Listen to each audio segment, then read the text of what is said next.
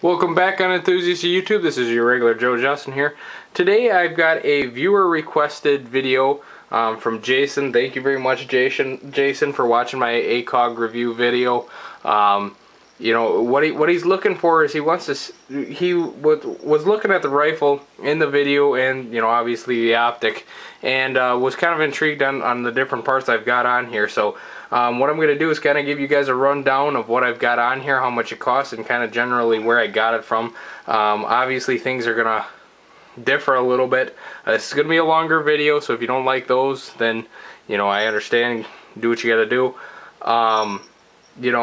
This rifle in particular took me about 5 years to build, just because I don't have the money to go out and buy all the parts right away. So I guess keep in mind that a regular person that has an average income built this rifle over time. So let's get right into it. I'm going to start work my way back from the muzzle here. This muzzle brake here, this is a Yankee Hill machine muzzle brake. Well, not muzzle brake, but a flash suppressor, flash hider, whatever you want to call it. I believe this is their Phantom model. Good. It's a good flash hider. It's basically found its way throughout all of my builds.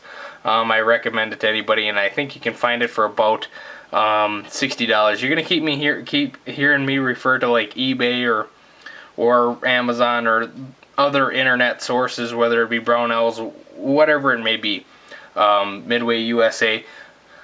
They're probably your best deals. Flat out.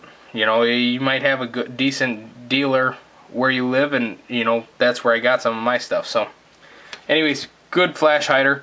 The barrel is a 16-inch carbine length gas system, M4 profile, Daniels Defense barrel. I got this particular one off of Gunbroker for roughly about $200. I think it was around $160 or so. Daniels Defense makes some very good barrels. They're cold hammer forged. They're rated for a decent amount of rounds, and I think they're a great barrel. I've been really happy with the accuracy that I've gotten out of this barrel. It's just, I think they do make a phenomenal product. The rail that I have on this is a Troy Industries Bravo rail. It's not your specific Bravo model, but this is kind of like a cross between their Bravo Alpha key mod kind of rail. It's got key mod slots where you would normally have quad rails, and it has 4 quad rails here. That's like about a 2.5, 3-inch section right up on front, with QD mounts on either side, top, bottom, left, right. So a fantastic rail. It's light, attaches easily, and it stays solid. This will run you about $200. I actually purchased this particular one off of eBay. 2.25, I think, is kind of where they're sitting. It's a phenomenal product. The finish is great. I like this particular model without the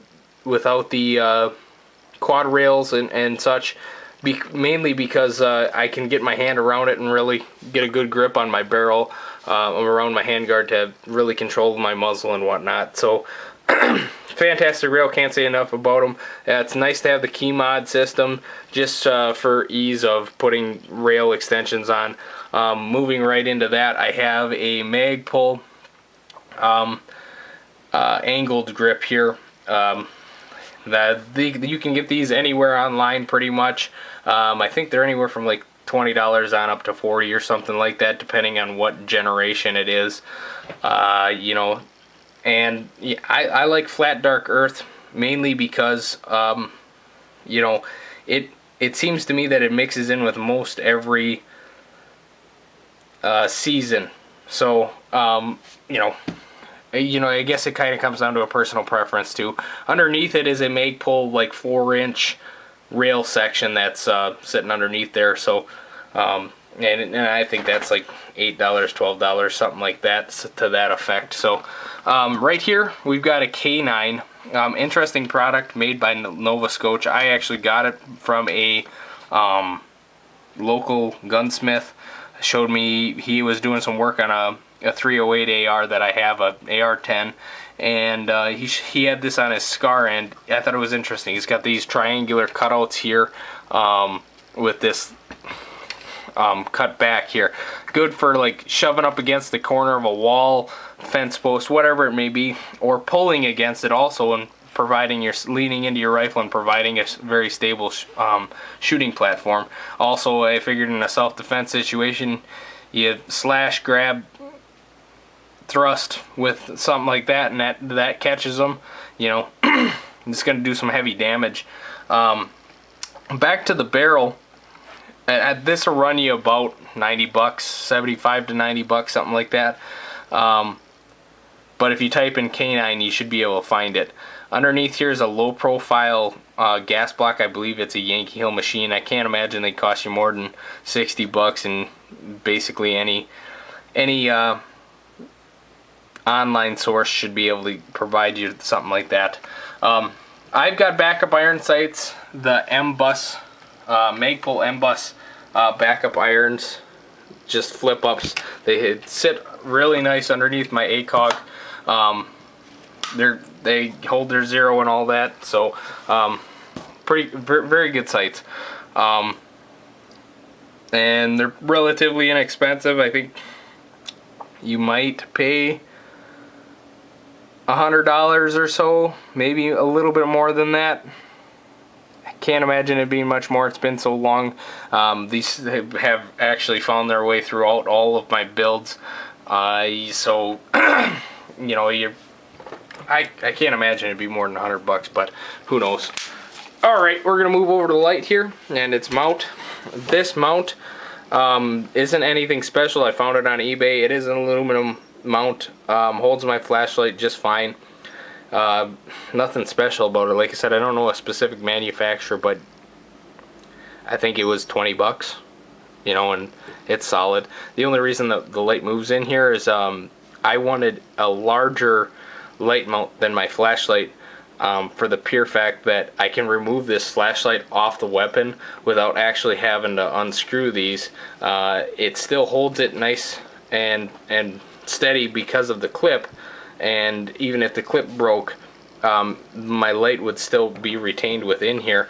It's kind of a pain in the butt. You got to take this off in order to get it out, but anyways, more or less, I wanted the capability to be able to take my light out and use it in situations if need be.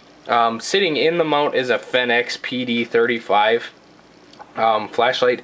This sucker can crank out 900 lumens, so it's a great defensive flashlight. You select your setting here, and your power button is here, so it's nice to not have to try to click the power button quickly to change your settings.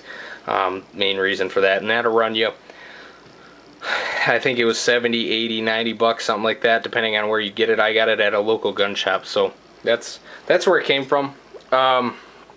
What else here? Gas tube.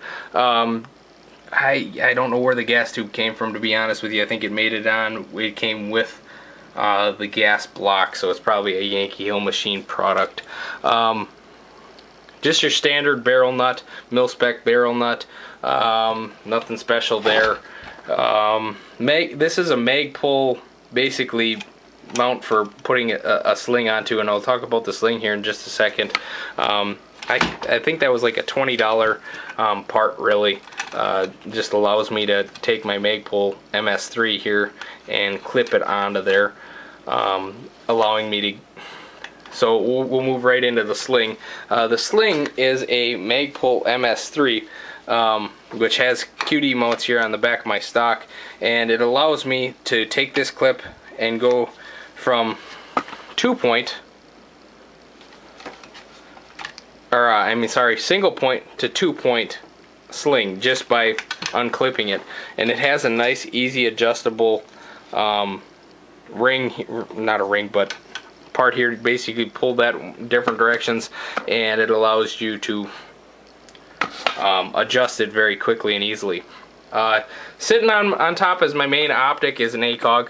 If you want to go take a look at that review, it's a great ACOG. Really love it. They're a little bit pricey. I actually believe it or not, bought this one off of eBay. You need to be very, very, very careful about getting ACOGs off of eBay because there are a lot of clones. I got this off of from a reputable dealer. Their name is actually Shoot Straight. And he happened to have a surplus of display models, and I got this particular model, which is a TA-31, I believe. Yeah, TA-31F dash G, or dash ECOS, and then it's the G is in there somewhere. That stands for, it's got a green reticle, it has actually a crosshair reticle, and it's phenomenal. Allows me to reach out and touch comfortably, probably 300-400 yards or so, and it's still good with, you know, 50-25 yards, and it's still easy. Sitting on top of it is a RMR red dot, Trigicon's red dot, and it is phenomenal. Got no complaints there either. Don't have to rely on batteries with ACOGs. Moving on, my upper and lower is a billet upper and lower. Excuse me, sorry. It's a billet upper and lower made by Sun Devil Manufacturing.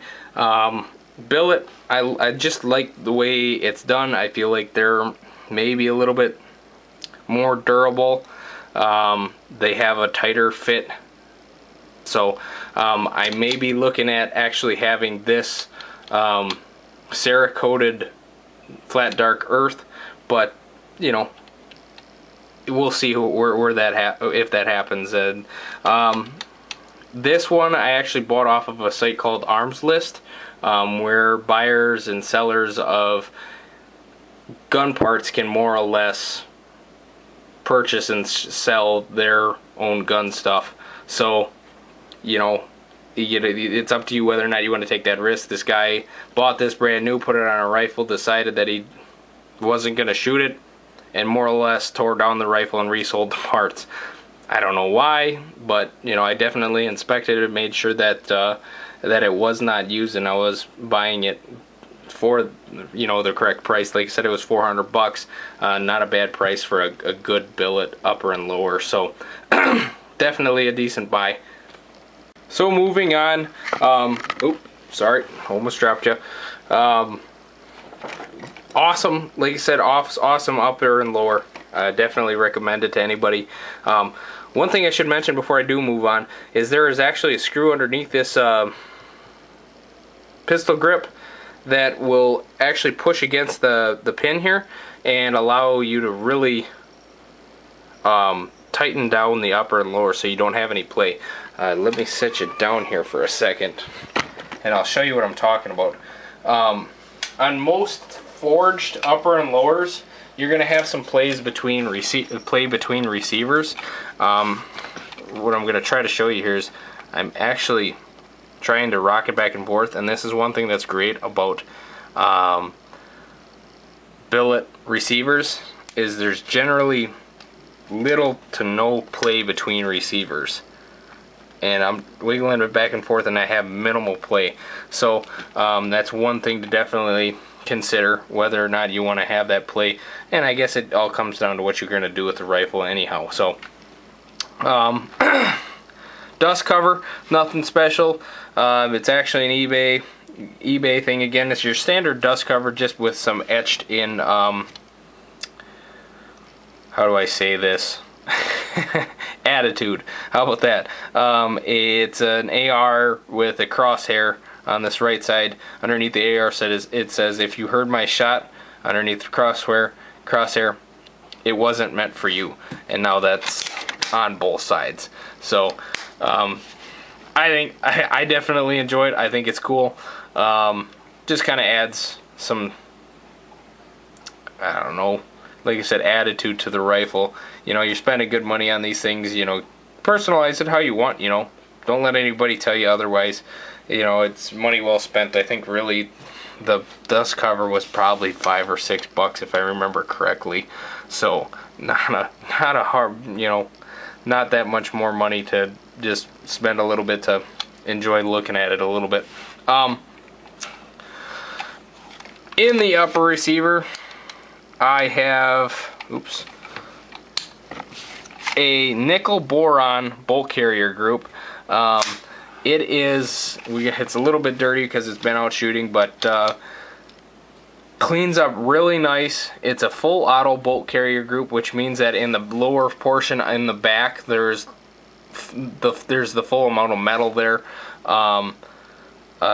versus like a semi-auto bolt carrier group that has less metal in the back of the bolt. This is a Barnes Precision bolt carrier group. Check them out, they're online. It's a phenomenal bolt carrier group and bolt. I definitely recommend it. It's gonna run you roughly $2.25 or so. You know, and I guess that depends on if you get it off their site or if you find it somewhere else. I forgot to say how much ACOG will run you. My particular model this particular model retail new runs about $2,300. So like I said, it is most definitely not cheap.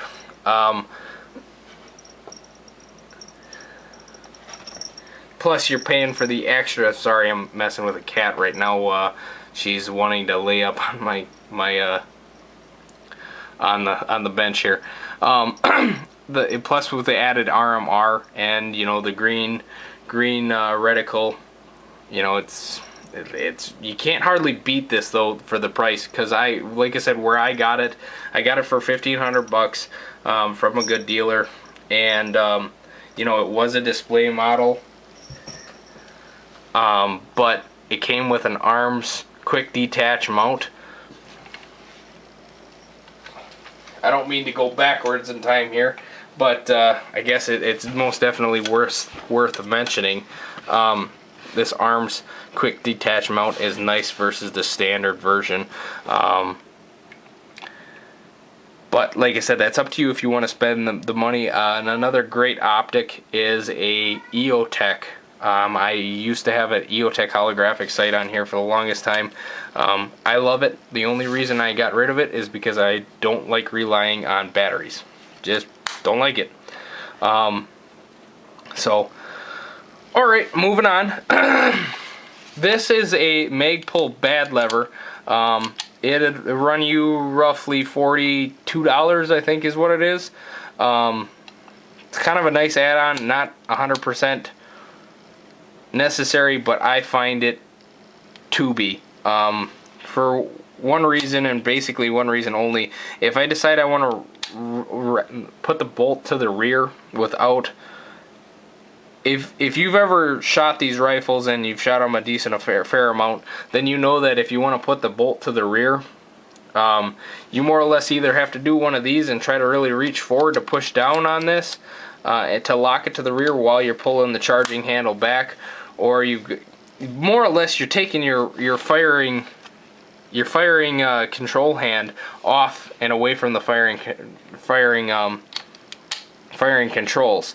And in a situation where I'm trying to clear, let's say, a double feed or fail to feed or whatever it may be, and I need to lock my bolt to the rear, I don't need to be messing around with taking my hand off of my firing control. I just want to be able to reach down, which on this, here, let me switch around. I just reach forward with my index finger and push this lever up, and that allows me to lock my bolt to the rear without ever taking it off.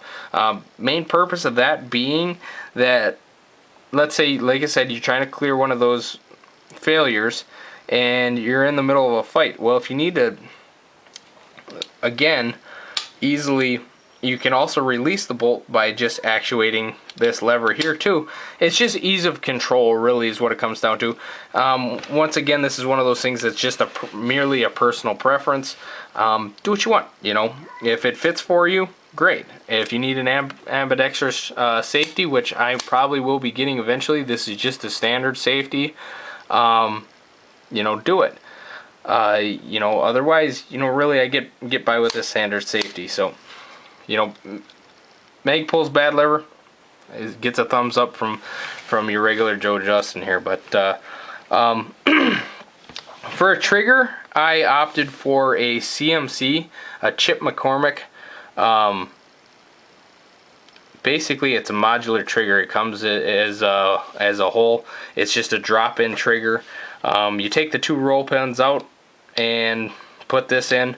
You can use the existing roll pins, or I opted to put K&S anti-roll pins in just to be even more redundant. So just for the trigger is going to run you, I think, about $150 or so. It's a 3-pound single stage trigger. I find that it just allows me to be more accurate, especially when standing out to distance. So that's kind of what I went with. The flat trigger allows me to get a better feel on the trigger and have better control, I guess, of the trigger. Not that a standard trigger is going to really be bad or anything like that, but I don't know, I just prefer this trigger, and I like the flat feel. It allows me to pull the trigger to the rear, just straight to the rear, a lot better in my opinion. But anyways, K&S anti-roll pins, they're gonna run you roughly 30, 40, 60 bucks, somewhere in there. Once again, both of these upgrades also came from eBay. I just find that even when I look on sites like Midway USA or Cheaper Than Dirt or that kind of stuff, I end up finding a better deal for the same product on eBay from a dealer such as them, like Optics Planet. They're on eBay, and a lot of times I find that eBay's price on Optics Planet is sometimes, and maybe it's only $5 lower than what it is on their actual website, but it's still lower, and to me, a dollar saved is a dollar earned. So moving on, I've got a Magpul MOE grip on it. Nothing really special. It's kind of one of their standard grips. It's nice. It's got some serrations, not really serrations, but indentations, I guess you could call it, front and back, and then some kind of lasered grip here on the sides. And then this has actually been laser etched, once again, more or less to give my rifle a little bit of attitude. It says the right of the people to keep and bear arms shall not be infringed. I'm a definite Second Amendment and constitutional believer, so you know, that hits close to home for me. What else? Forward assist, nothing special, just your standard forward assist. I think this is actually a Rock River Arms forward assist. Can get those anywhere. 1 second. Alright, for a charging handle, I have a Bravo Company Gunfighter charging handle with a large latch. Like I said, online is probably your best place to get this, cheapest. Great latch, love the extra space to charge it. I always end up pretty much charging my rifle with one hand, so this really gives me plenty of room to grab it with the inside of my hand to charge it, and it pretty much always ends up getting charged basically like that. So great. I can't say enough about that charging handle. A definite must if you're gonna do anything basically. Moving on here. This stock is the Magpul UBR stock. You know, an MOE 6-position stock is just fine, and there's nothing wrong with it. The only thing is about it, those stocks are, they'll wobble on the buffer tube a minuscule amount. And if it's a tactical carbine, more or less for self-defense, you don't necessarily need this. This is kind of one of those extra add-ons if you ever want to reach out and touch things, just because, you know, the less play you have in your receiver and your buttstock and your shoulder, the more accurate you're going to be. So this is a great add-on. It's like a 2 1/4 is kind of what you're looking at. It might be a little bit more than that. Great stock, has a lot of functionality. It is solid. Comes with everything you need, the buffer tube and everything like that. It all comes with it, and it has plenty of adjustability and great instructions for installing. So, you know, like I said, I like it, but once again, it's an added cost that maybe isn't 100% necessary. QD mounts are nice to have, especially if you're looking to get like a Magpul MS3 type sling, you know, two there, and that you can reverse them to the other side if you're a lefty. So, or if whatever reason you like it on that side, fine, that's good too. What else? Oh yes, one of the more important things. Now, your bolt carrier group, your barrel, and your buffer spring are kind of like four of the most important things on this rifle. Obviously, you need everything to make it go, but